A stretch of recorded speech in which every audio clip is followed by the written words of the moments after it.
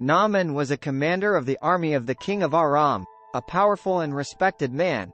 However, he suffered from leprosy, a serious skin disease that was both physically and socially debilitating.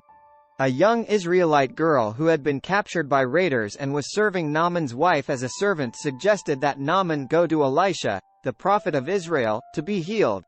Naaman took the advice and went to the king of Israel with a letter from the king of Aram, seeking healing.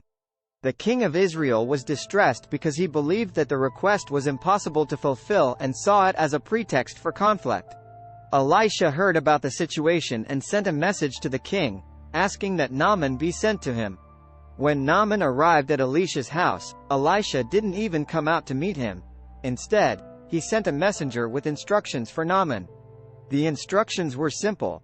Naaman was to wash himself 7 times in the Jordan River. Initially, Naaman was angry and refused to obey because he expected a more dramatic healing process. His servants persuaded him to follow the prophet's instructions, and when Naaman humbled himself and obeyed, he was miraculously healed. His skin became clean like that of a young child. Naaman returned to Elisha and declared his belief that the God of Israel was the true God. He offered gifts to Elisha, but the prophet refused them, highlighting that the healing was the work of God, not a transaction. Naaman then requested to take some of Israel's soil with him so he could build an altar to the God of Israel. He also requested permission to bow down in the temple of the god Rimmon, which he would be required to do as part of his official duties. Elisha granted him permission. This story offers several important lessons. First, it emphasizes the value of humility.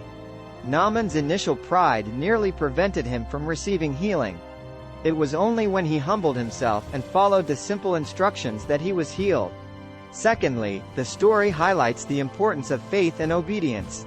Naaman's healing required both faith in Elisha's instructions and obedience to God's command. Furthermore, this story illustrates God's healing power and his willingness to heal even those outside the nation of Israel. Naaman's healing was a testament to the God of Israel's ability to heal and his desire for all people to come to him.